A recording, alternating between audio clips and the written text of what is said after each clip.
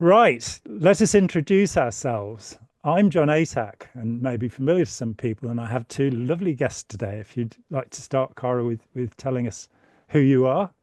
Yes, my name is Cara Cordoni, and I'm a bit of a cult hopper, or have been up to this point, and I'm here both with my own story and with one of my activist helpers, Dave Booda. Who's the inventor of Buddhism, I think. The Yeah, that doesn't sound famous. salty at all. That's great. Yeah, yeah, totally. My last name's actually Budakian, and I use Ah, David Buddha as kind of a stage name, for where, music. I'm a music where's Budakian from? Where's the name from? Armenian. Yeah, I My thought it family's might Armenian. be. What a beautiful name. Yeah, yeah, thanks. Yeah, so I used Dave Buddha for music stuff. I'm a professional musician, so that's my that was my kind of public name, and then it kind of just bled into other things I did publicly, and then here I am. And it's kind of nice to not have your real name, come up with much on Google, which I appreciate. Yeah, So anyway, too yeah, late for me. so yeah, it's too late. Yeah, yeah.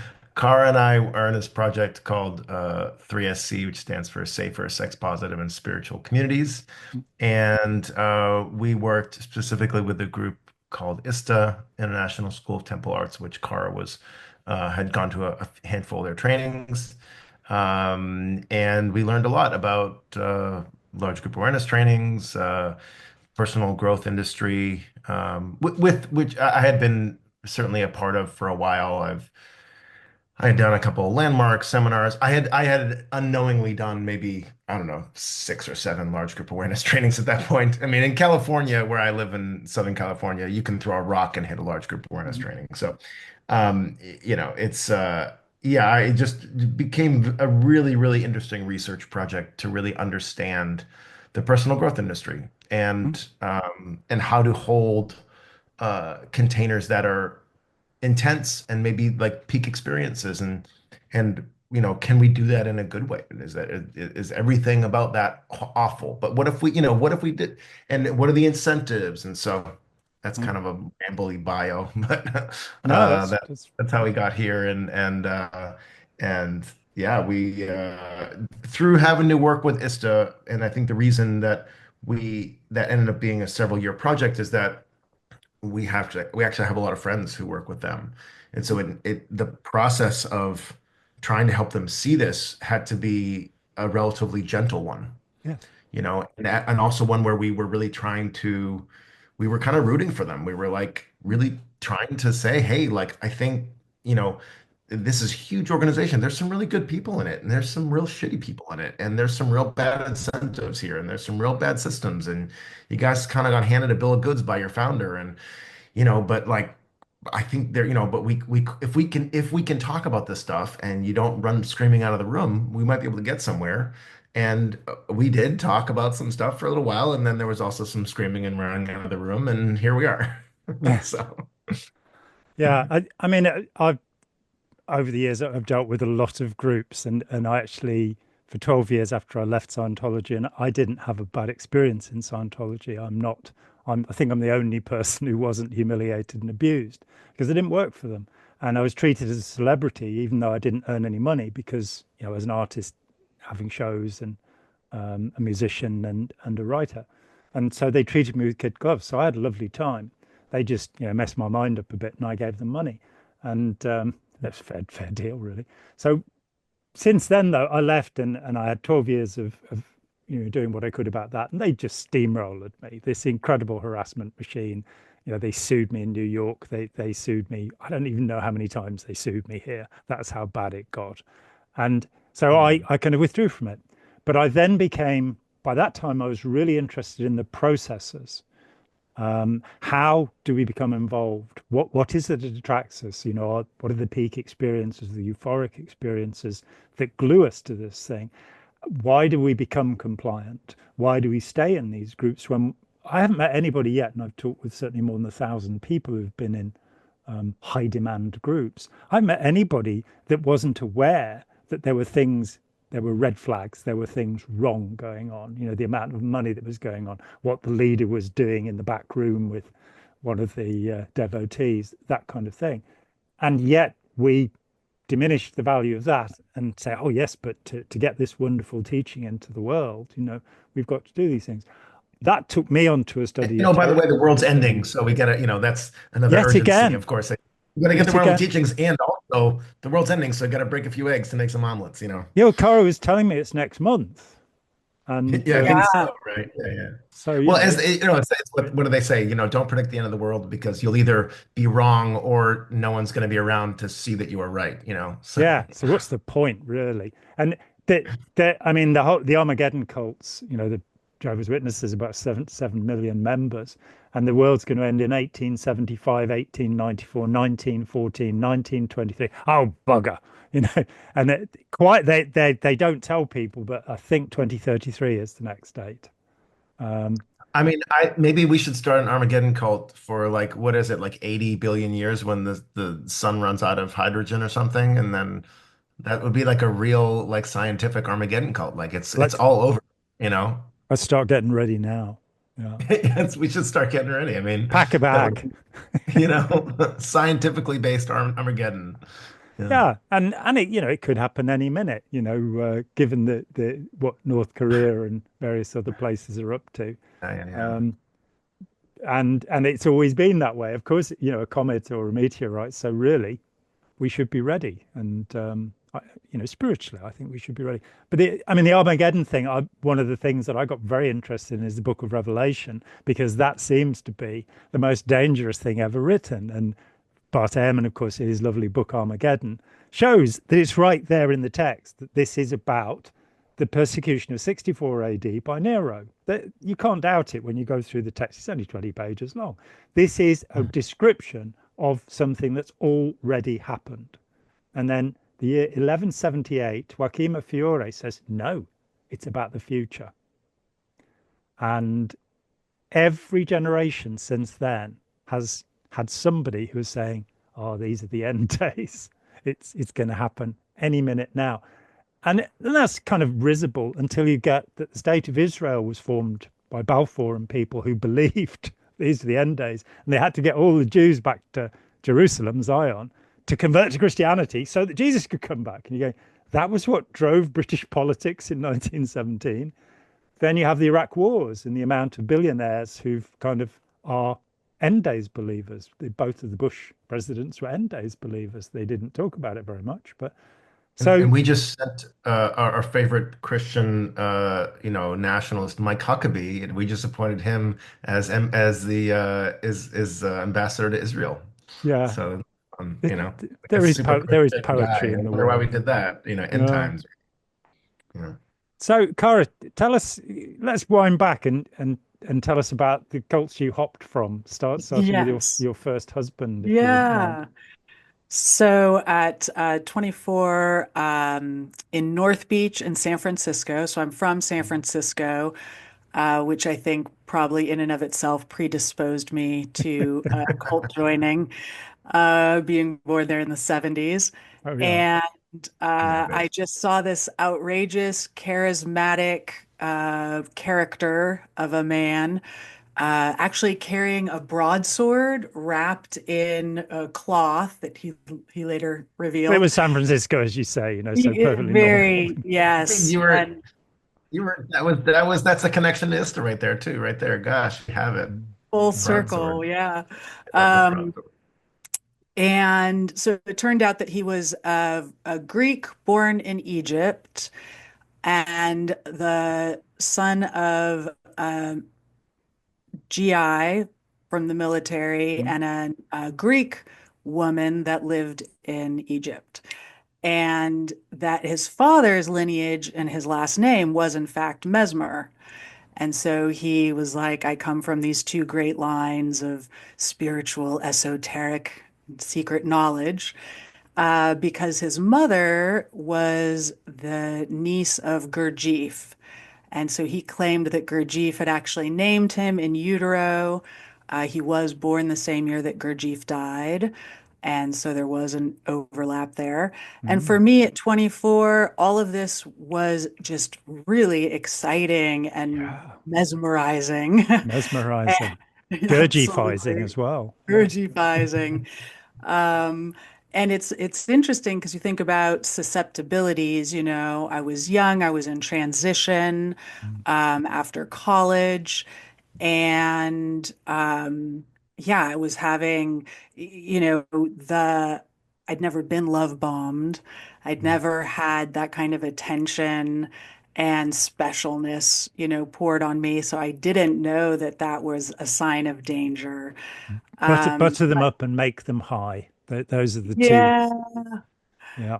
and I was kind of a San Franciscan pagan gal, and he was some esoteric Christian. And so there was pressure for months around this idea that the end of the world is coming and that you need to prepare and that you're not going to have children because there's going to be so many mothers who need help with their children that that's going to be how you will be of service. And I actually remember the moment that I like broke. And because I kept being like, this is not for me, whatever, your weird stuff. And it taught me that exposure was part of the problem if I had gotten away from him sooner, but there Mm. was a wearing down process that happened. And we're sitting in a cafe, and he brings up that there's going to be blood, up to our elbows, blood up to our necks. And it was like my imagination just could see it and then Mm. had like this point where all of a sudden I adopted it. Like I believed it and I was Mm. terrified. And that terror made me really vulnerable and dependent on him because it was, through him that my now salvation was needed and that he could guide me, that I was clearly this misguided, lost person. And so that began an 8-year relationship. He was a fine art painter, quite a good painter, but Mm. he did not bring in any funds for those like 8 years. I basically paid the bills and did all that. And we eventually left the United States and moved to Greece in an attempt to prove his Greek citizenship. And that was a real escalation point for me because when we were in San Francisco, I had a full-time job. I still saw my family occasionally, even though we were not on good terms because of kind of the isolation Mm. and breaking down of those bonds. And so yeah, we moved to Greece, and all of a sudden I was completely isolated in a little apartment with him, not speaking the language, Mm. forbidden to have internet or a phone. And that's when I started having suicidal ideation. And it's so interesting to think about. I was in charge of the finances. I had a key to the door. I had my passport. And yet, for some reason, it seemed more plausible to throw myself off the balcony Mm. than to walk out the door. And I think there was a huge amount of like shame, right? And like Mm. dealing with the shame part and trying to avoid that in some way. And yeah, I mean, I think that it gets captured the imagination. I Yeah. thought God was going to be really mad at me, though God would have been mad if I threw myself off a balcony too. So I don't know why that seemed more available. But I didn't, Mm. and we got thrown out of Greece because we couldn't prove his citizenship, and we moved to Egypt. And we were living in Aswan in the south of Egypt. Wow. And I lasted 8 months because at that point, the isolation and his abuse started to increase.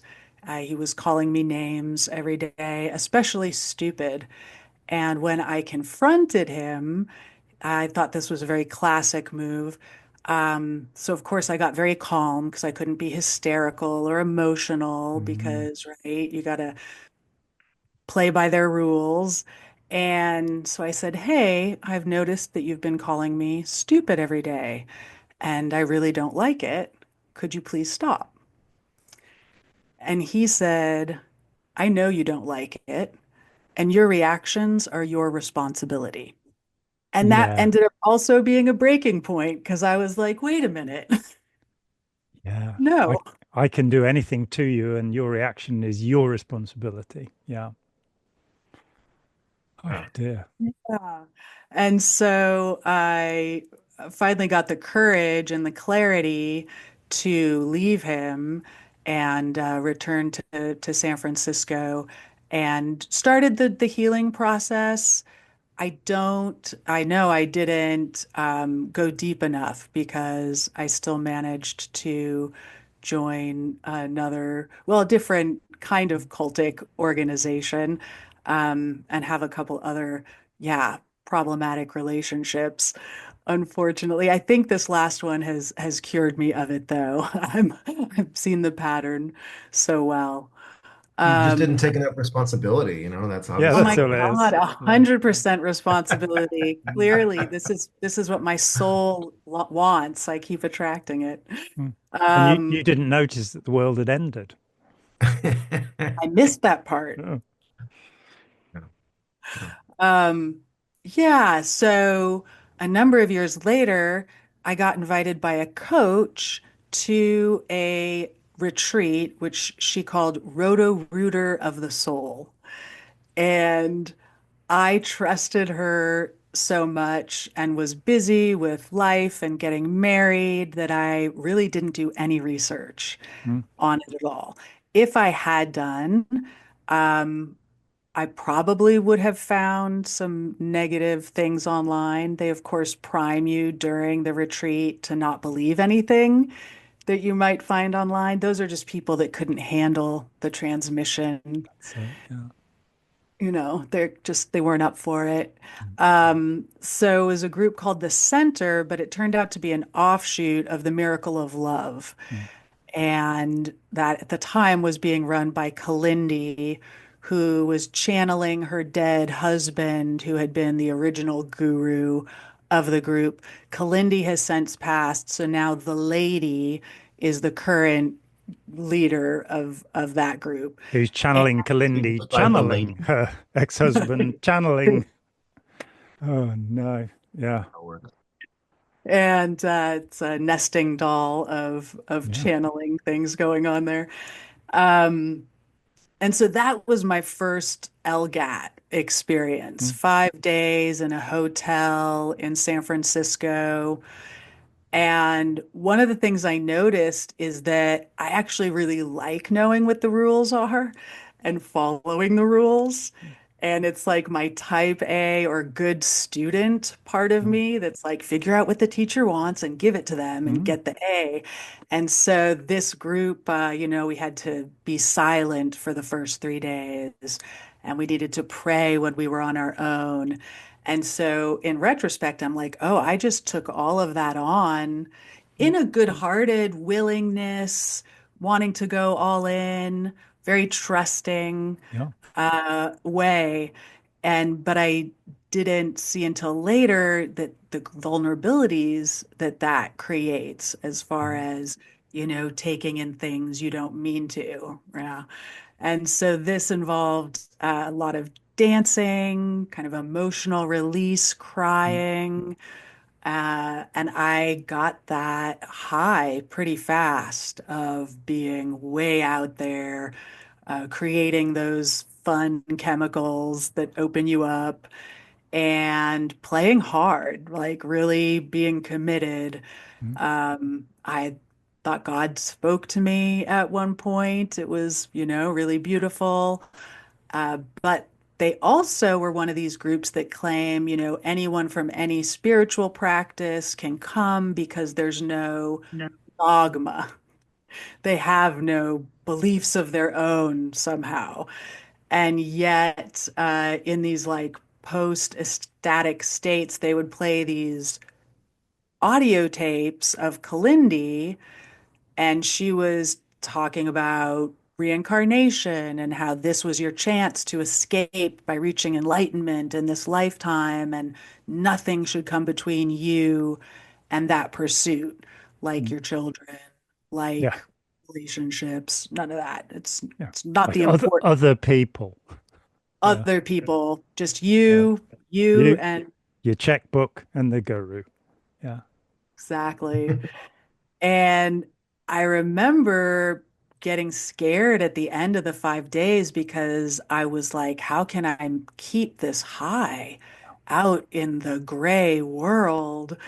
And they were like, well, you just come back 3 times a week and do the practice Will and recharge you. Yeah.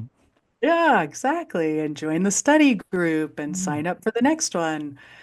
And so I did for a while, a couple months, and my new husband was just distraught.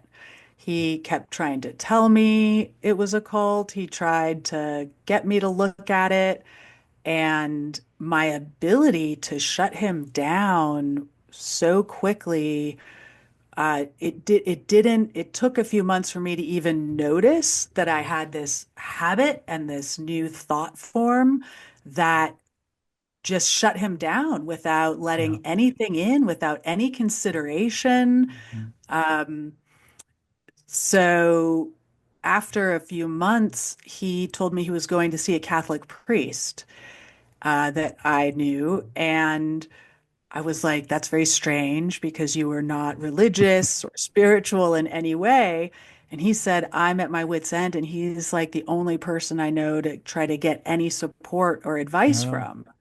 He's like the only elder I know. Mm. And And he may be able to exorcise you. yeah, possibly. And it was like a glass of water in my face in terms of Mm. being like, that's a very strange thing to do. It got my attention. And so I Yeah. said, how about I go with you? And he thought that was a great idea.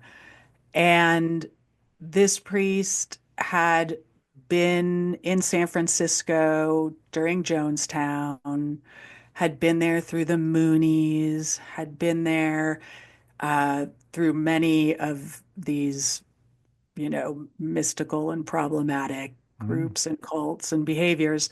And so he was really gentle. He didn't make me wrong, which Mm. I thought was really graceful. He listened to each of our stories.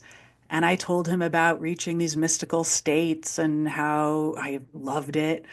And he pointed out, as I think you do, John, in your books, he's like, these are states that humans achieve Mm. through all of these techniques. And we've Mm. known this for forever, whether it's, focusing on the item or um, chanting, dancing, praying, singing, all of these things create this state. And then he compared it to like a bow and arrow and an archer. And he said, if you're the arrow, the technique is the bow, it's creating it, it's Mm. going to send you flying. But the person who's giving you the commands, who's creating that, they're the one that's aiming it. And are they trustworthy? Are they Mm. aiming you at your freedom? Because I kept saying, oh, I don't care who the head of the cult is. She's not here. And I don't have anything, even though they'd played her tapes, they had Yeah. also implanted this idea of separation to try to distance themselves. So it was a Mm. weird camouflage mix there. And so that sank in, and I went online and I found a gentleman who had created a website purely because this group had harmed him Mm. so profoundly. And I sent him an email and I said, I don't know what to do about having both had good experiences and now learning that this group is harmful. I don't know how to not throw the baby out with the bathwater. I don't know how to discern, right? How to take it apart. Mm. And after I sent the email, I went for a walk with my husband. And at that point, he said something, and I caught the automatic dismissal.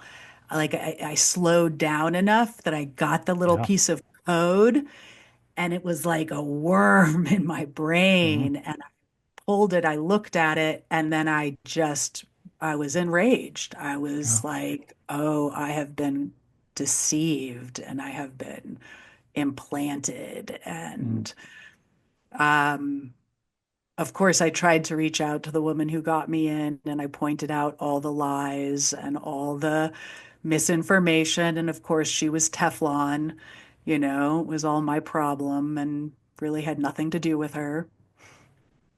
Yeah. And I mean, the bow and arrow metaphor is an interesting one because it's very nice while you're flying, but eventually you're going to hit something, and um, yeah, you become the tool of the guru, and yeah, fixation, repetition, mimicry. These three techniques, which are used throughout um, religious practices, and that it may well be that people have genuine transcendent experiences. But with about 96% of the population, give me 10 minutes and I can induce physiologically one of those experiences. It's very easy to do. And that the person will then believe that, the person giving them this great gift has some special insight and should therefore be believed. When in fact they've just read, the boy's own handbook of meditation or mindfulness or something, and they've had you do this thing.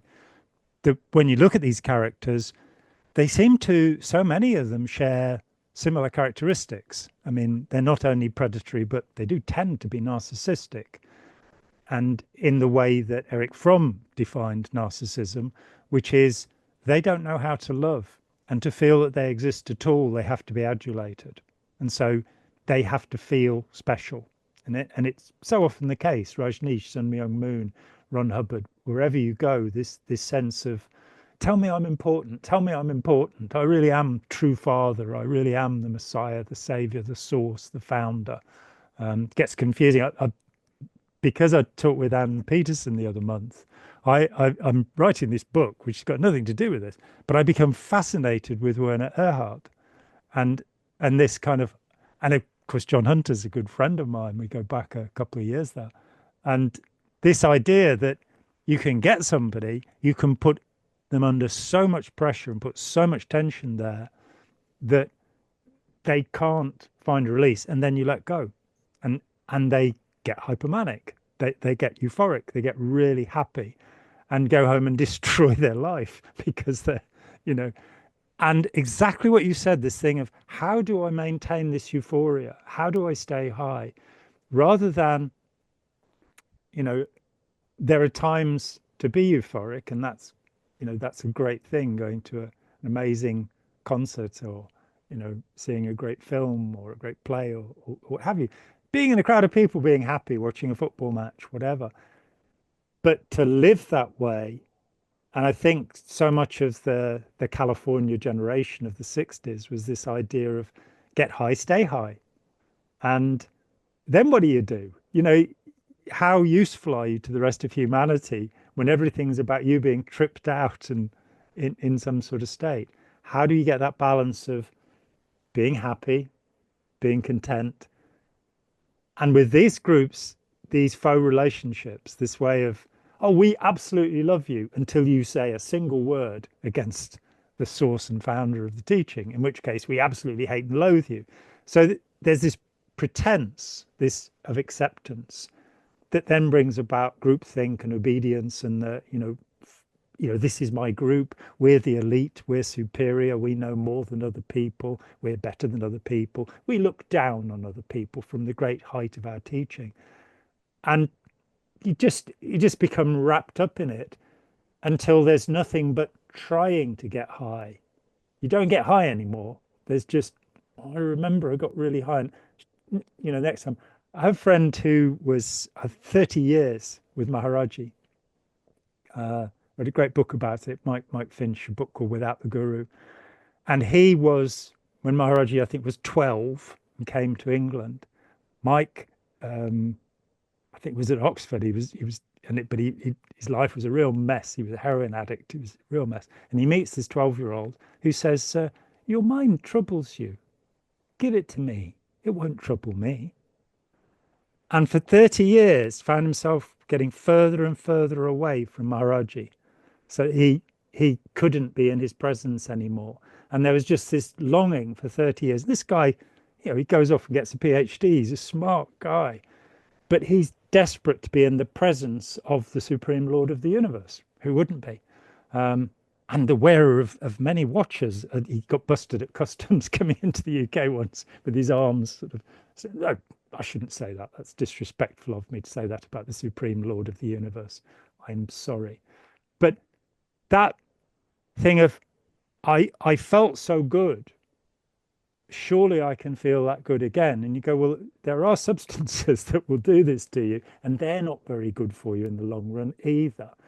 But it might be that even cocaine is cheaper and less dangerous than some cult groups because people do end up dead. People end up dead from taking cocaine. So I'm certainly not advocating that at all. But It's being more involved, honest. sorry, It's more honest. I mean, yeah, it's the pre what you were saying, and it's about like any of these things. The problem with all of this is deception. It's, yeah, that's, and so, it's like, yeah. I mean, and also I think something Cara and I were talking about actually earlier today is that, you're never gonna like that first high is always the best high. yeah. And that's the And the same. same That's with the cocaine, yeah, same with cocaine, same with heroin. You talk to any drug addicts, there's a moment of like, oh, I knew, there's like, I took this and I knew this was going to be my drug. mm, And and you can never get back to that. And so of course it creates an addiction model and people are going to chase that and just need to ramp up the intensity. I mean, that's just what has to happen. yeah. I mean, I was surprised after I left Scientology. In Scientology, thing, you're not really meant to talk about it. You're not meant to explain Scientology to people other than by quoting Hubbard and giving them a book. But you're not meant to talk about your case, your problems, the things you've done. And so there are questions that aren't asked. So the year after I left, being right in the middle of initially of an independent Scientology movement, about half the movement left between 82 and 84. And I'm in the middle of this thing. And I can finally say, what convinced you? What happened that you said, oh, this is for me? And with everybody, and I must have asked 100 people this over that year, with everybody, it was the same. Sometime early on, they'd had an experience of euphoria, plain and simple. And with everyone, there was no exception, and there were people who'd been in for 20 years. Nobody had ever got that experience again. And Mhm. they become junkies. They're sort of going, and they become ever more extreme and more fanatical in the demand to have that experience. I've seen it with born again Christians who, in the initial throes of excitement, for however many months, they're in this infatuated honeymoon period, and then it turns to desperation. If I can convince you that this is the way, the truth, and the life, then that will show that my experience is real and become desperate. And I'm not talking against anybody's belief. I'm an agnostic. People are welcome to believe what they like. We should all have our own metaphor for what's going on. It's I I prefer it if that metaphor is Mhm. based upon compassion and respect for other human life. That's a boundary for me, where it's about hating some other population. I'm against it, as Groucho Marx pointed out so beautifully in the song. Mhm. Whatever it is, I'm against it. Um, but if there is a degree of compassion, then that's fine. And maybe people do experience God, and good luck to them. But I have problems in that whole area of, would I worship anything that wanted to be worshipped? Because it seems to me that that is a problem with cult leaders, that they want to be worshipped, they want to be adulated. And I kind of figure that the Muslims have this thing that God created man to share his beauty with us. And I kind of go, well, that's quite nice, rather than to have us fawning and singing his praises and what have you. That seems to me a little bit dangerous. And it's realized in cult groups the world over, these bizarre human beings who want the devotion of others because they are inadequate. So their drug is their high is getting other people to worship them. And when you see, it's like with studying Hubbard, I've interviewed so many people over the years who were with him. And there was his girlfriend in 1950. He was into his second bigamous marriage at this time, but he also had a girlfriend. She later became a psychologist, and she said, the truth is that while he's out there telling, I found the way to cure everything, I found the way to make people clear of all of their aberrations, and they'll have perfect memory and perfect IQ, and they'll have total emotional equilibrium. He was sitting in bed every day, unwilling to get out of bed, drinking a bottle of scotch and saying, I'm a complete failure. I've met many people who knew him over the years who recounted the same experience of him. And then you find it's the same with other gurus, like Rajneesh had his vow of silence. And except he was still shouting at Maranand Sheila and the people who were close to him. But he was going out going, me nasty, me nasty. Oh, sorry, that's the wrong pronunciation, isn't it? Namaste, namaste. Uh, but but telepathically now, he didn't actually say anything. And then he's going saying, bug all the phones, put salmonella in all the salad bars, the greatest mass poisoning in American history, courtesy of a religious group, just so they could get votes so they could rule the county they were in. That sort of incredible narcissism. That's so. Let's move on to the next cult. Yeah. We had the first two cults. Let's get to Yeah. cult number 3. So I got a few years in there between, and then COVID, we all experienced that. And I had a COVID partner that ended at the beginning of 2021. So fresh out of a breakup, fresh out of isolation. And I took an online intimacy course, and one of the participants in a chat mentioned the International School of Temple Arts, and it piqued my curiosity. And so I went and looked at their site, and I saw they were offering one of their retreats in Northern California, which is near where I am. And I sent it to my girlfriend, and I said, check out the sexual shamanic spiritual experience.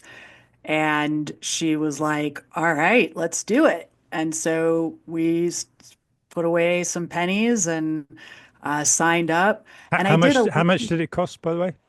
it was about 2,500 US at the Bargain, time. absolute bargain. So days. for Yeah. room and board.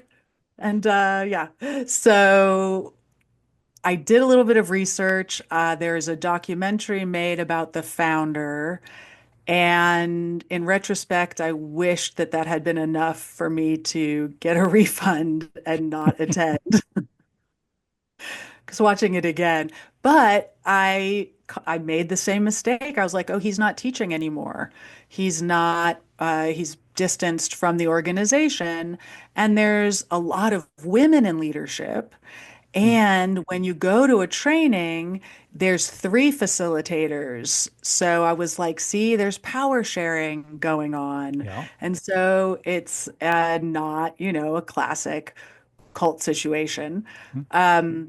There were a couple of red flags in the agreements we made the first day that we arrived, which included the 100% responsibility for your experience.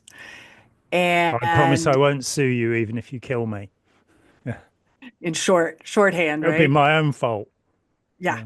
Yeah. And the other one was that at the time, facilitators and students could have sexual interactions. There wasn't anything prohibiting the staff from engaging with the students, Mm. though it was supposed to be student initiated, which you can imagine the contortions that people went through to work with that. Mm. Um, Basically, the and staff, basically, the faculty's lazy. This is what we're saying. It's like, why do we have to approach people and have sex with them? Why can't we just make it work with them approaching us? It's so much yeah, easier. Yeah, so absolutely. Yeah. yeah, so it was high intensity, it's the sexual shamanic spiritual experience. And so There's some talking about boundaries and practices and consent that were really helpful, that they were short compared to kind of revving up the intensity of the overall retreat. And so there was hours of emotional release, like pillow pounding and hand screaming and tantruming, wailing. And so again, I experienced, the Mhm. high that I have access to with just a little bit of breath work.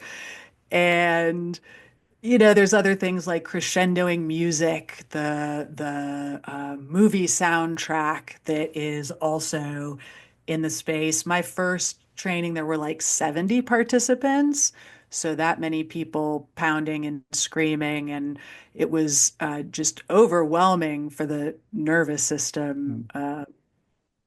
for most of us. Yeah. Um, and I think the intensity, because those are such activating activities, and then you add in this sexual component, it creates so much more psychological pressure Yeah. and, internal navigating. And like with so many, a lot of it is kind of turned on you, right? You're in charge of your experience. If you're uncomfortable, lean into that edge because that's where growing is.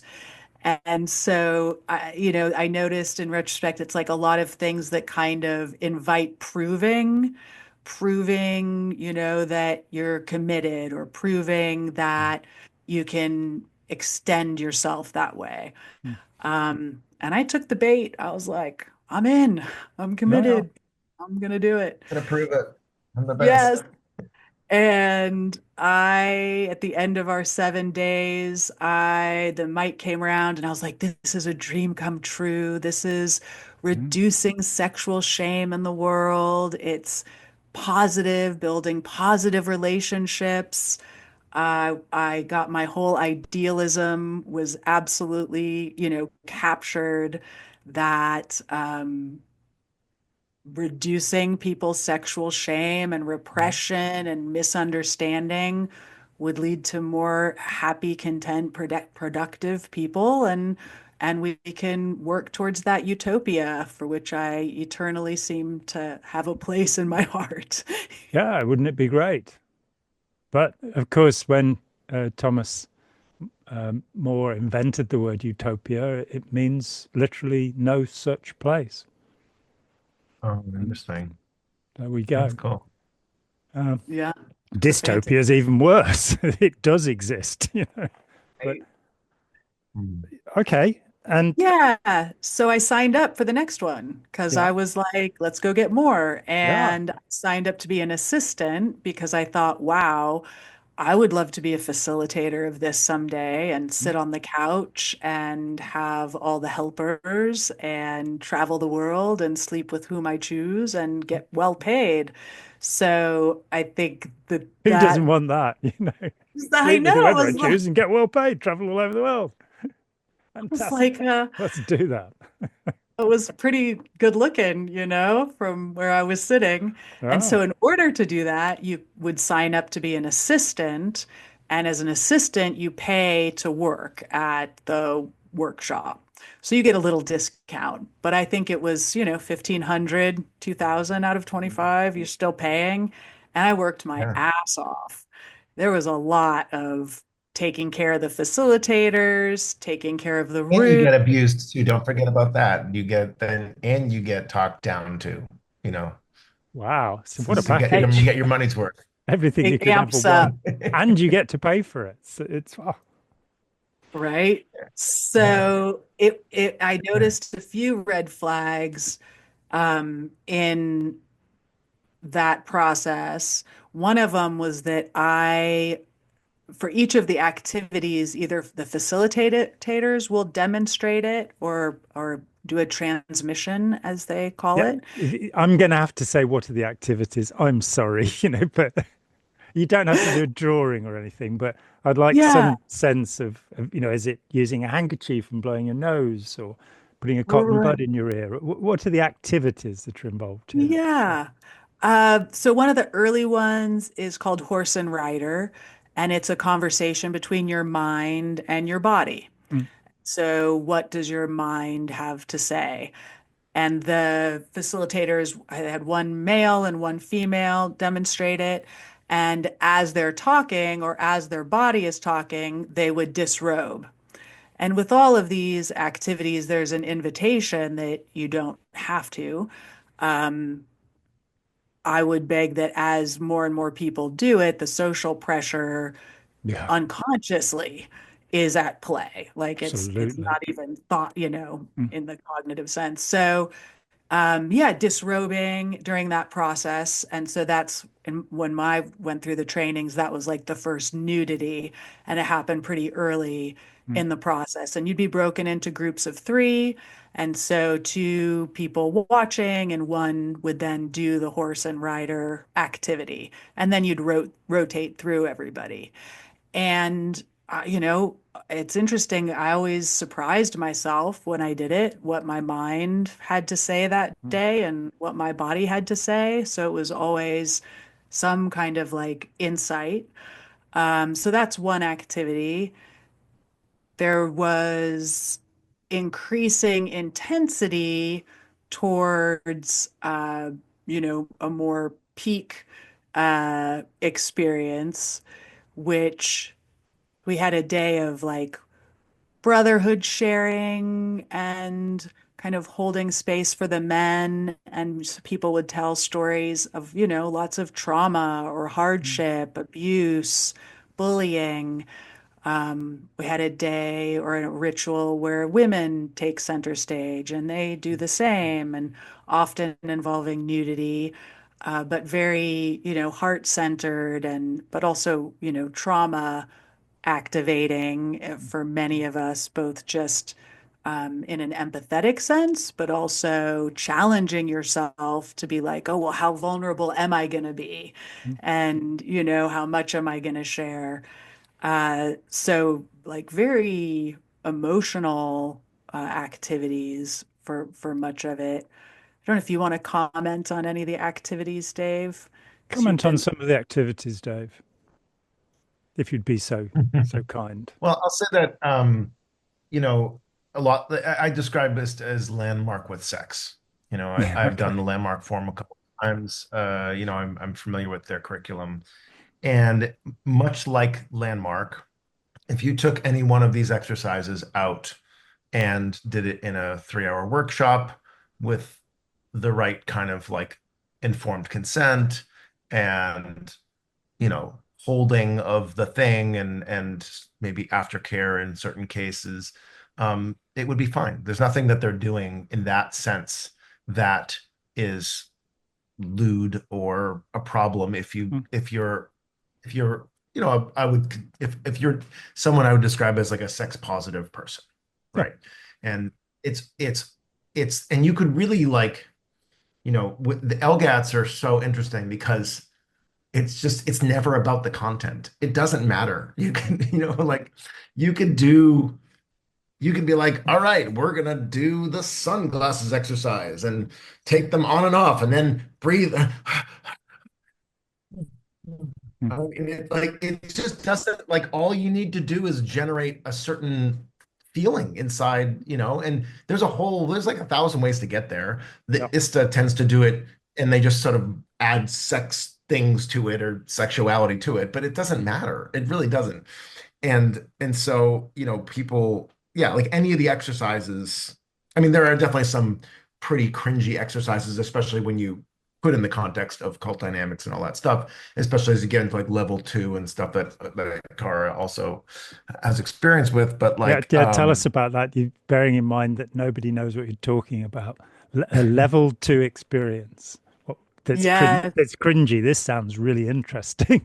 Yeah, so I mean, I think it's for me most people only go to level one, and I think besides some of the kind of And problem that what would level one be? it Demystify would me. be, so a 7-day retreat, Mm, um, called the sexual, spiritual, shamanic experience. And the idea is working on your personal um, self-awareness, personal sexuality, Mm. individual focused healing, and then relating with others. And then when you go to level two, then it's the sacred sexual shamanic initiation, and you need to get approval. And there, the idea is you're not working with your personal feelings and things, you're working with transpersonal energies. So, not my personal grief, but grief of the world or grief of all people. That's a lot of And grief. yeah, and so it Yeah. gets into these very big concepts, going into the dark masculine and the dark feminine and the light masculine and so on. Um, and overall, it is framed as a death and rebirth journey. Mm. So the idea is going in, accepting and recognizing and dealing with our fears and feelings around death, which is not an unworthy pursuit, given that it's Yeah. something we all struggle with and probably need some guidance around. Um, and because everybody has been through level one or been approved to do level two, and they do fewer level twos, I found the like intensity of the group of people that was there was more amped up. Mm. So because all of these people had more prior relationships, and so you get more groupings and in group and more of the sense of the in group and the out group and trying to get into the in group. So that dynamic was a lot more culty. Mm. Um, the big surprise about 2 or 3 days in when I went was the lead facilitator announced that we had an opportunity to confront death as we rarely do as Westerners, which was to participate or be witness to the slaughter of an animal, and that we are disconnected and fearful, and we can prove ourselves by participating. Mm. And in our case, it was a rabbit that was Little butchered. rabbit. Yeah, and there was a vegan in our group who had not provided consent, of course, Oh. in any way, and she was very upset. Mm. And she yelled at the facilitator, and he, poo-pooed her and said, "Well, you don't have to participate. You can go over there." Um, You can do it to a carrot. Funny you should say carrot, but yeah. Rip it out of the ground. Slaughter it. Oh no. Um, Oh, poor little so, rabbit. they call themselves a mystery school, and something that's come up since having, participated in that and given our times is, how do you consent when nothing is shared? Mm. We're going to traumatize you, but you have to sign this form first that you want to be traumatized. We're going to give you post-traumatic stress disorder, but you're responsible. It is amazing. I mean, listening to this, the first thing is, let me admit it, I'm a serial monogamist, and that has been my life. And I'm also extraordinarily happily married at last after a series, a litany of disastrous relationships. So I'm very lucky in that regard. And I can see that although I have no experience of it myself, I can see that sex therapy could be incredibly useful. And indeed, if I, as a teenager, had somebody to tell me about this and to explain this, I'm not sure I'd wanted a shaman to do it, because, what have these poor people in Siberia done to deserve that their name being trashed all over the world? Bloody Mercurialiard, that's who it was. But so, yeah, we're not. In fact, from the 19th century onward, and particularly with Freud, who I think did a great deal more harm than good, people became obsessed with sex. Where if you look back into, say, the 18th century, they weren't. There were Molly clubs where, there were gay clubs in this country. So this whole thing that Freud discovered sex. But the attitudes in our society are dangerous towards sexuality and towards relationship. And the idea of somebody gently helping you to understand that is great. The idea of being thrown into a group run by a lunatic who kills rabbits, for God's sake, it is that there is something cringy, to go back to that word again, about this. Sorry, And yes. for Yeah, and as a ritualist, I enjoy rituals. The double agenda there for me in retrospect was I signed up to prove I could confront the death of an animal. I didn't consent to like a blood sacrifice to help open the underworld for our journey. Yep. And to me, that in putting it in perspective, I was like, this is a group of ritualists. Like, you can't tell me that that's be oblivious to that. So it felt very much Sacrifice. like bait and switch that Mm. I found wounding. I mean, I was willing to take it secondhand. The HBO series Rome, which sadly they didn't finish, they ran out of money. But there's a scene in there where Julia, who is the niece of Julius Caesar, performs what would have been probably a quite normal ceremony for an aristocratic Roman at that time, which is the slaughter of a bull. And she is covered in the blood of the bull. And you get that, yeah, that probably is quite an intense experience. But is it necessarily something that would make me feel better about the world? Or would I never eat steak again? It's hard to tell. Well, And I mean, Cara, yeah, go ahead. no, no, I was please. saying, Cara alluded, Cara mentioned this, and this is, again, just kind of what I said before, but it's like, if you said, if there was an ISTA devotee here or a faculty list, in this conversation, they would pipe up and say, you know, we are disconnected from the food that we eat, and we don't have a relationship with meat, and we eat meat, but we're actually afraid to look at the process. Yeah. And what we're doing is important because what we're doing is is helping people understand the sacredness and the intimacy of actually being in a close relationship with your food. And I 100% agree with that. Right. And there Yeah, is but no, and they're I not have they're done not doing, are they?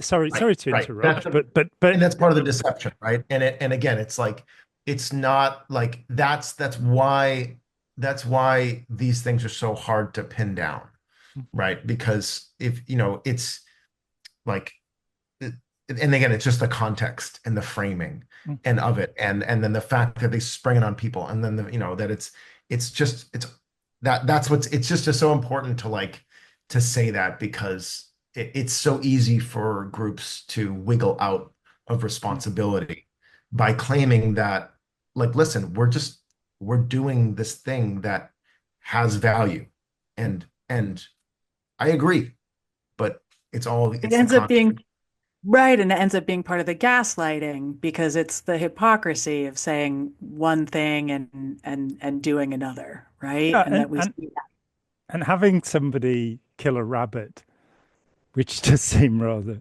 I'm sorry, rather trivial, rather than saying, let's go to the abattoir. Let's see what's happening in real life and what happens to these animals. I've in my life met two people who've killed animals deliberately. And one of them was a sheep farmer. And he said, if you take them to the abattoir, the poor animals are terrified. So I would kill them myself. And he said, so you get the sheep.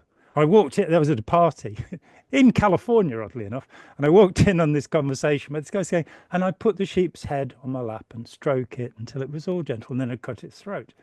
And this was a guy who was into this wasn't somebody who was killing somebody's poor pet rabbit. This was somebody who did this. The other guy I met really stopped me. I've had 3 periods in my life where I was vegetarian, two 2-year periods and a 6-month period. And because I was concerned about this sort of problem of, do we have the right to murder animals? And I've decided we do, by the way. But this other guy I met, and sadly I only met him once, and he came to a friend's house, and he was a young guy, he was about 21, and he and his wife had despaired of our civilization. They were just regular working people, and they'd just gone, this is awful the way we live in this civilization. So they'd gone and bought a croft, which had cost them just a few $100s because nobody wants to live in the Orkneys or the Outer Hebrides or wherever it was. They went there and they ran a croft. And he talked about, and they'd come back because they had a child and they wanted their child, who was by this time 5, to have society. And they went back to the croft after a year. They got another croft because they were like, no, it's better to bring the child up alone. But he talked about raising goats and when he killed the first kid, and that sense, that intense sense he had, the fear he had of doing this, and then taking the blade and feeling exactly that gratitude, that sense that we're told certain tribal people will have, that they first of all pray to the matrix, the womb, the mother of all antelopes, before they take the life of an antelope. That reverence, which is called shamanic in the books these days. And that does seem really important, having some conception of that. This sounds like a kind of Disney version of it. I'm sorry. It doesn't sound like actually immersing somebody in their bloodlust, or it sounds like, oh, we found this way of putting this on the screen for you and somebody else doing it. But yeah, maybe that's just me. Maybe it's my fondness for rabbits that's getting Yeah, there. I so not all the facilitators do it, and it has ranged from what I've heard from like the heart of an animal from the abattoir, I guess, up to, I believe, a sheep is in one example. So, and again, it's part of the initiation, as it's Mm, so called, that the whole week is this initiation into death and rebirth. One of the things you do in level 2 is you lose your name from the beginning. So they send around 2 hats or 2 containers with little shreds of paper that the facilitators or assistants have put in. And one of them is an adjective and the other is a noun. So we had pissing baboon was one individual. I was dangerous flea, and one of the facilitators was irrelevant chlamydia. So Hi, not, my name is Irrelevant Chlamydia. so Oh, I'm nothing. Pissing Baboon. I'm pleased to meet you. Yeah. Oh yeah, he was pissed about it too, which was kind of funny. Well, you didn't Um, quite think you would be, but there you go. yeah, they're all belittling, right? They're all I mean, minimizing. my first name is Jonathan, and that means gift of God. It's not actually true. Yes, but So yeah, so it's just one of the examples, and then that's your identity for the mm, week, and nobody knows you by any other name than that.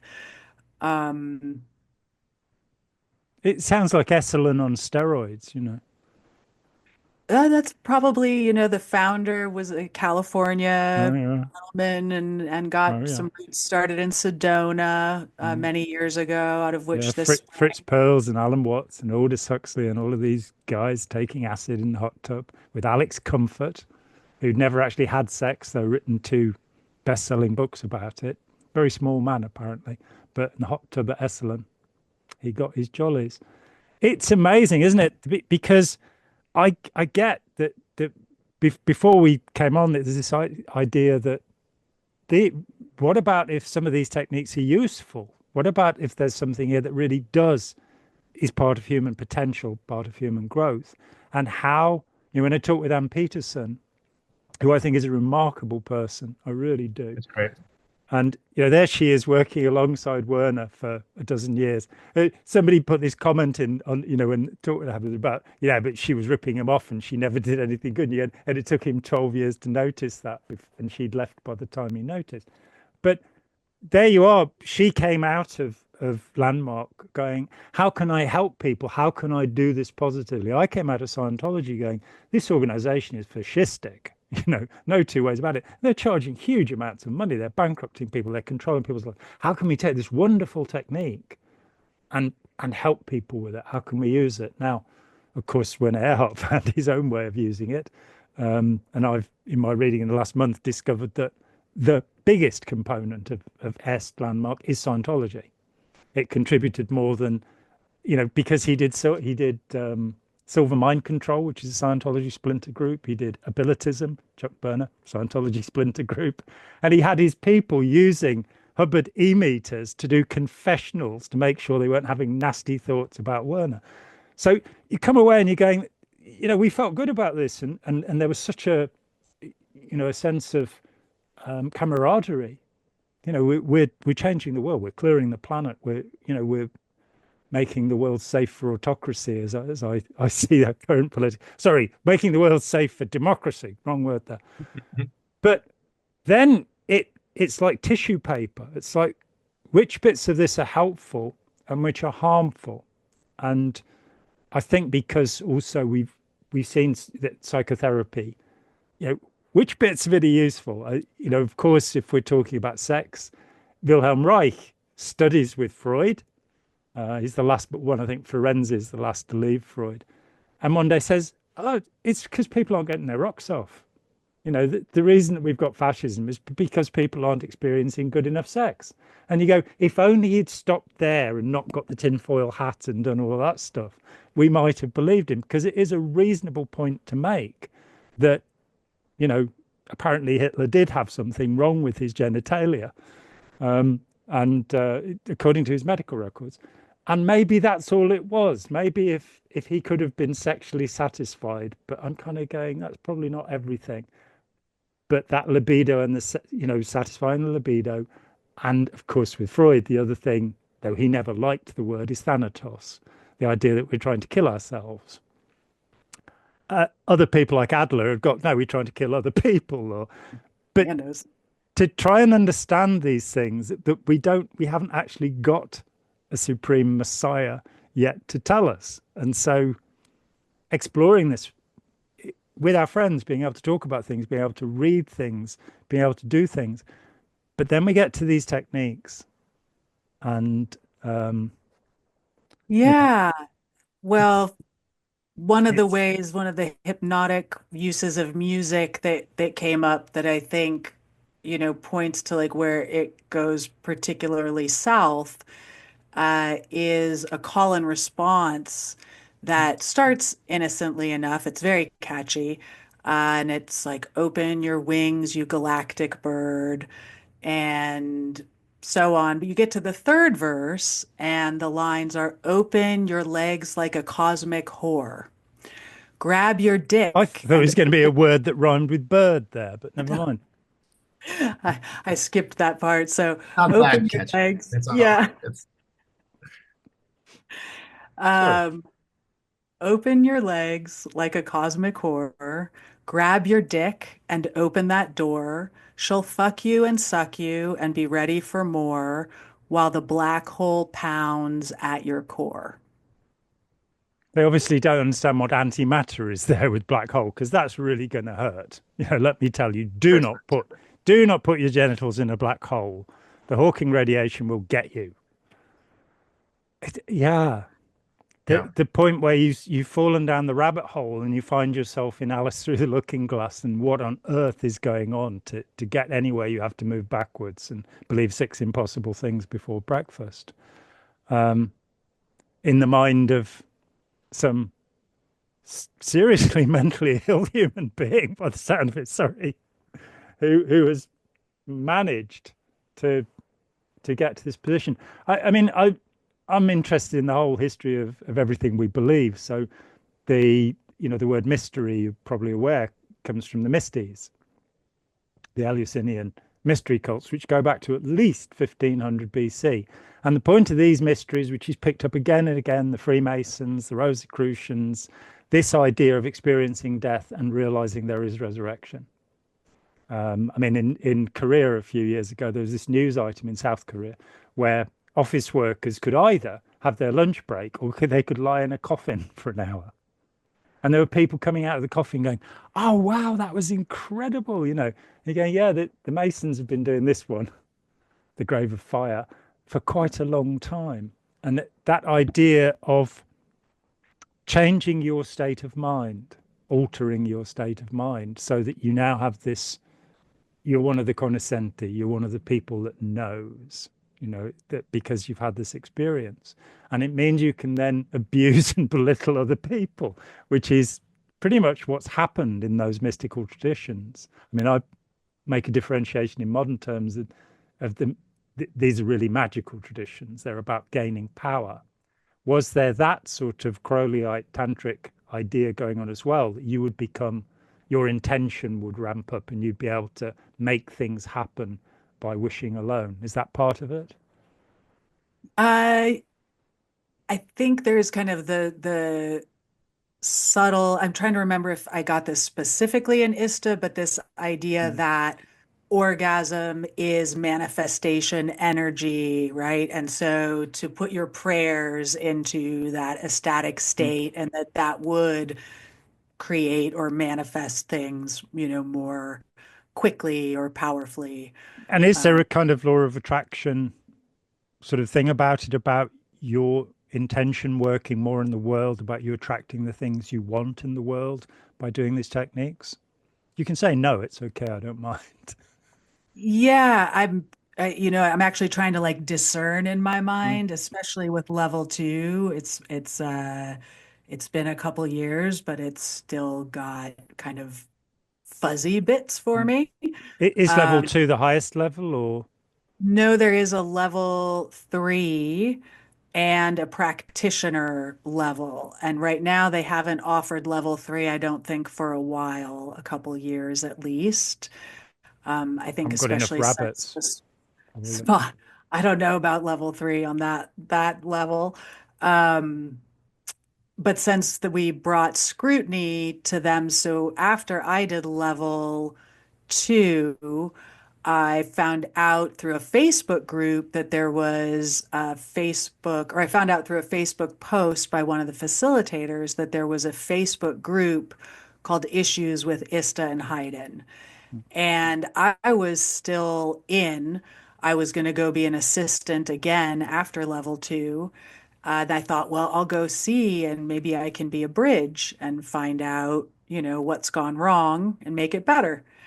And I found stories from people who had been harmed going back a decade Mm, and who had tried to address those harms. A number of them in the group did have to do with facilitator and student interactions and in ignoring the power dynamics and issues that creates.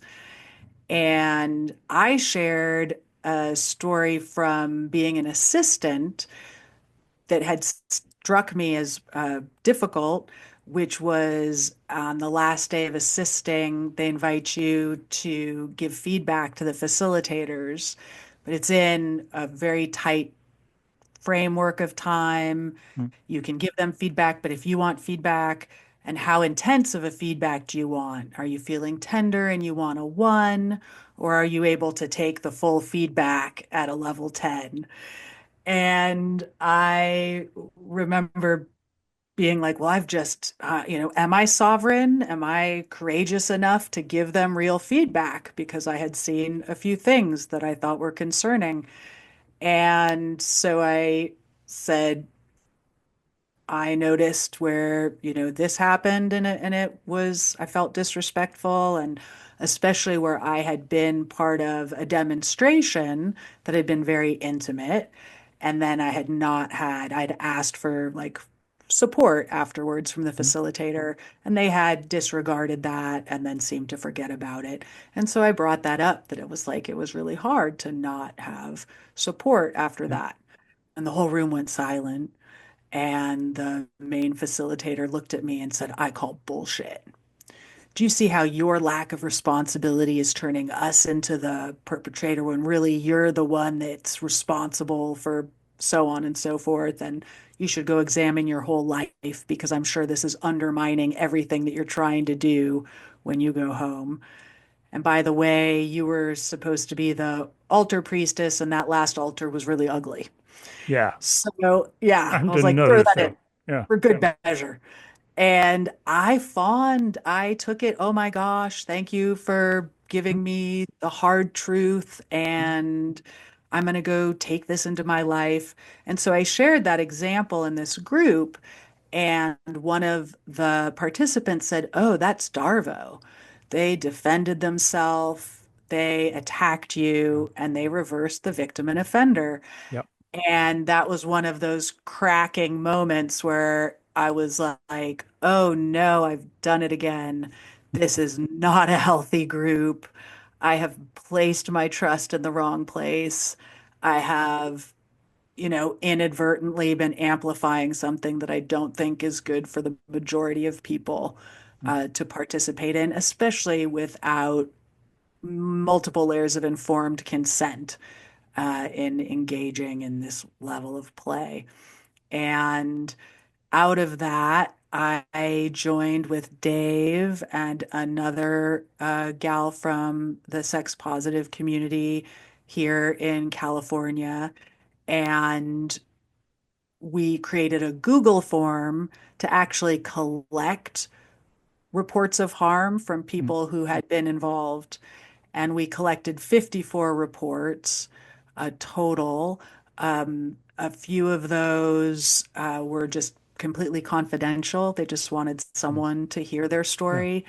The other ones we were able to kind of analyze and collate and put together into a package with which we reached out to ISTA to say, hey, let's sit down and have some facilitated talks to address these and see what you can do better.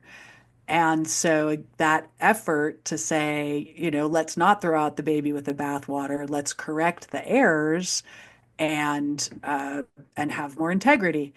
And we did eventually get them to a process that we chose a mediator and they paid for them.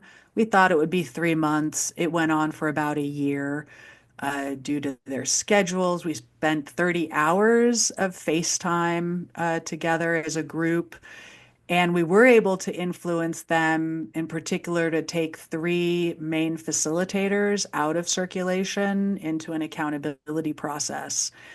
Um, they also changed their sexual protocols for level one to prohibit interaction between students and teachers. Good.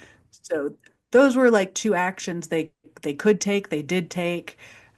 We had a list of many more actions. We didn't have the large group awareness training language at that Mm. time. That came more recently with finding John Hunter's work and really unpacking that. Oh yeah. So that wasn't so much in there. Uh, but after a year of formal talks and about a year of kind of holding on to certain open relationships, more recently, a New York Magazine article came out, and it has like three survivor of harm stories in it. Yep. And it was ISTA's response to that article that for me was like, oh, the bridge is broken because it is so victim blaming and self-protective and denying and focusing on, details that aren't relevant to the heart of the problem.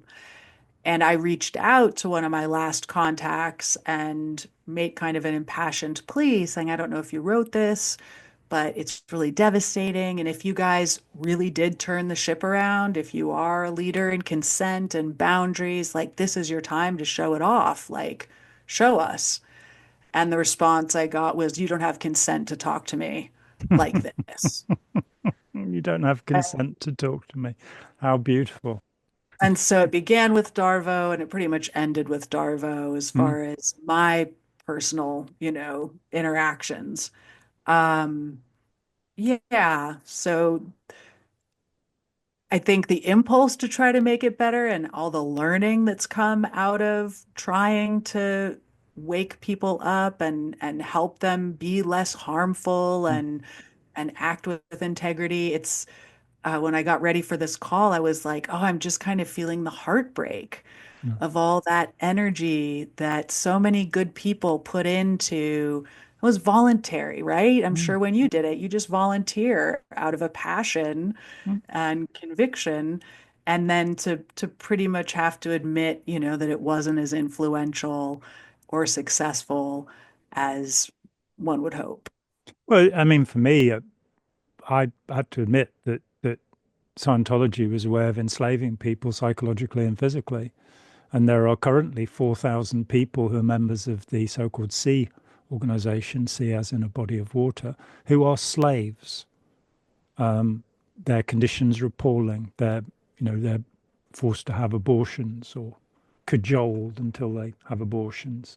They work 90 hours a week for enough money to buy their rolling tobacco. I've documented the horrors of the group for years, for many years. But the point is, I think there's a kind of, you come away from the group and you want to share the techniques, and gradually there's the understanding that these techniques are for the most part manipulative. They rely upon simple ways of inducing euphoria rather than creating a cognitive breakthrough, rather than allowing somebody to see things in a better way. And I think that there's a real need to explain to children certain principles. So I have a dear friend, Ira Chaleff, who created a Courageous Followership, which is a program that everybody in the US military has now done, and all of the civilian, so more than 1 million people have done this program, in which he's saying, yeah, we have to be good followers. We have to be able to call our leaders to account, not just get into the group think and do what they want. So that's great. He also came up with this concept of intelligent disobedience. And he was giving a talk one day, and there was a woman in the audience who said, I have an example of what you're talking about underneath the desk. And he sort of said, I'm sorry, what's that? And she was training a guide dog. And she said a guide dog has to be able to disobey, so that if the guide dog is guiding a blind person, the blind person is about to walk into something, the guide dog has to say no. Why don't we teach our children this? Why are we teaching our children obedience rather than teaching them to be skeptical, to question, to wonder about things? And there's a lot of work in education about that. Matthew Lipman's work in the 1970s onwards is profound and was tremendously successful and has been used in hundreds of teaching communities where kids are not, it's not like I'm the authority and I have the knowledge, but we are part of a community of learning. And I will, I'm here to learn from students. And rather than, here are these dry, disconnected subjects, this is why what we're teaching is relevant. There was a lovely documentary called Socrates for 6-year-olds, where they took, and there's a really blurry copy of it on YouTube, they took a bunch of 6-year-olds who were all 6 months behind educationally, and a bunch of 15-year-olds who were latchkey kids in New Jersey, in the School of Last Resort. I think that's what it was called. So the 15-year-olds, it was expected that they would become either pimps, drug dealers, or whores. Those are the professions open to them. They would drop out. They would not go to senior high school, and that would be that. Every one of the kids in that class went on to senior high school after doing the Socrates for 6-year-olds, the Lippmann program. The 6-year-olds, after they'd done the program, were all 6 months ahead of their peers. And the program was not teaching them anything, it was getting them to think about things. And my favorite example was you have a ring of kids and all the kids get to say something. And so the conversation with 6-year-olds was, why do you need a brain? And so the kid would say, I agree or disagree with the last thing that was said, and then put their point of view. And one of them said, I think you need a brain because otherwise you'd fall over, which I think is a relevant point. With the 15-year-olds, it was sort of, what would happen if you went home and told your mum you were pregnant? And you saw them at the start of the 6 months, I think they had a day a week of doing this. And they were just all over the place, couldn't care less. It was like watching the classes in the episodes of The Wire, where Przybylski is trying to teach craps to the kids. And then they're teaching them the answers to the SATs. They've got no idea what they're meant to be learning about, other than they'll pass these exams and they'll have a successful life. because they'll know those were the answers to the SATs. It was one of those situations. By the end of it, with the 15-year-olds, it's so noticeable. They're not rowdy anymore. They're all sitting there. They're fascinated by the process that's going on. They've been allowed to express themselves. They've become human. And I think with a lot of the human potential movement, there is this sense of the dictator, the facilitator, the trainer, I love that word, who is telling you what to do and be. And these are people who are cloned on Werner Erhard. I mean, originally, they were absolutely cloned, and they're cloned to be abusive, and they have absolutely no training in therapy. So they're breaking people, they're pulling people apart in the amount of psychotic breaks that have come out of Landmark, the Forum, Tony Robbins, LifeSpring, all of these things, because they're people who don't have the skills to deal with breakdown, and yet they're inducing breakdown in people.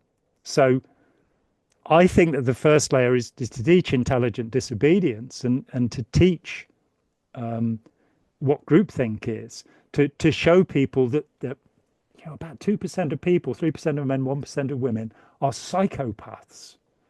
They are full on out to get you. And then you've got this special group. There's this perversity looking at cult leaders. So many of them show the symptoms of temporal lobe epilepsy. There's a thing called the Bear-Fedio Index, which has 18 points on it. And you've got enough of them, you've got this thing.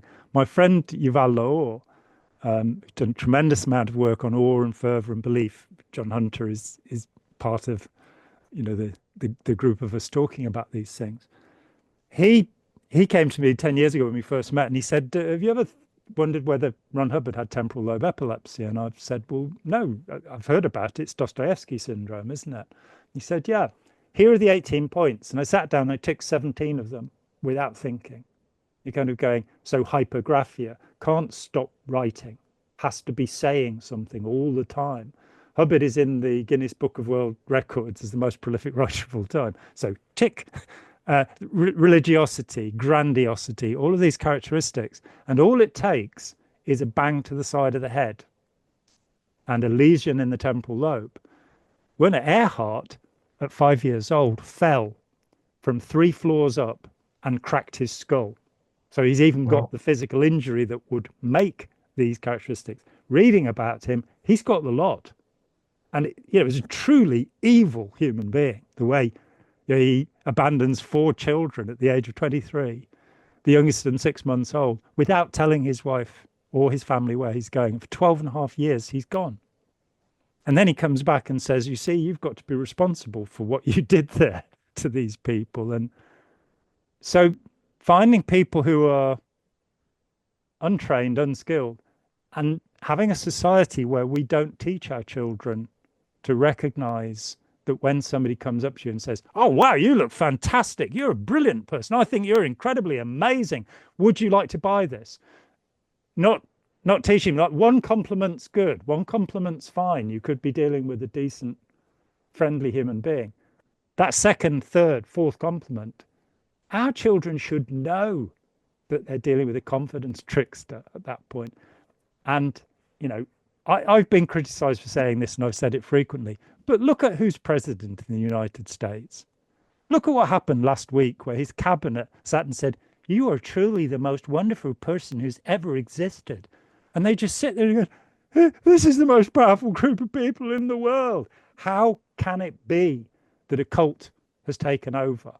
And then you kind of go, well, actually, when you look at politics the world over, it's just a matter of how clever the cult leaders have been. It's not really a matter of whether they've been cults or not.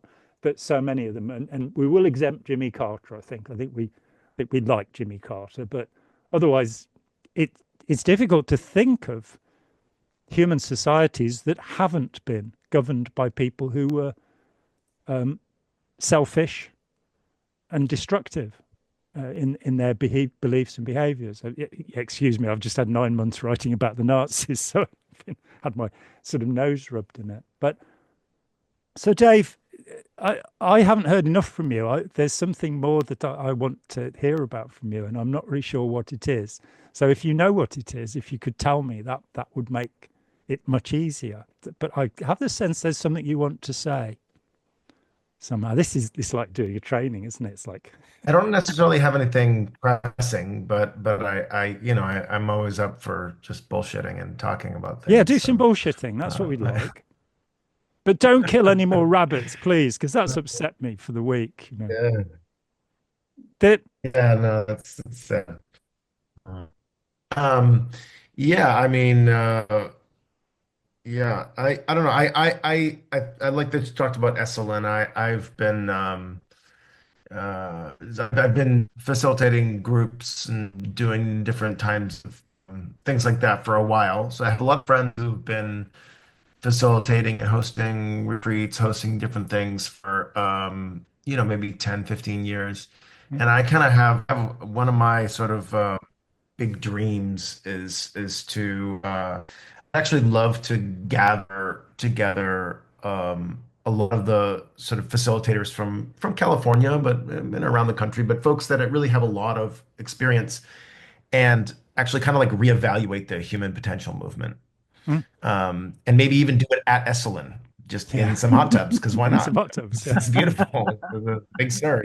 Yeah, absolutely, it But I is. really Yeah. feel like I feel like we, in a lot of ways, what's happening now in so many of these LGATs um, is just that was just what people came up with in the 70s. And we haven't really stopped to go, wait, like what part of this is worth keeping and what part of this is actually not?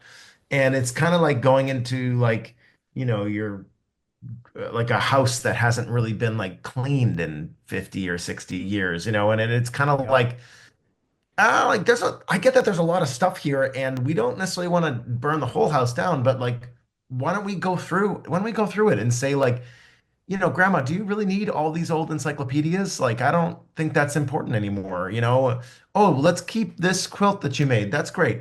Mm, And I just feel like we and I say we because I feel like now I'm, having lived in California for 20 years and been, facilitator of these experiences and different things, I feel like it's kind of like on me and others, like us, like we're the crazy Californians. And, I had an experience in last fall. I went to New Zealand and I led a retreat and also spoke at our friend Anka's Anka conference called Richter. Decult. Yeah, yeah. And She's a yep. friend of And mine so too.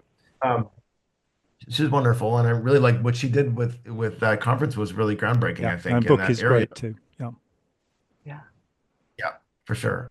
And so what I really saw, and Janja Lalich did the keynote, and she spent the first part of it just giving a bunch of examples of different cults and Mm. stuff like that. And I couldn't help but realize they were either all in California or started by Californians around the Yeah, world.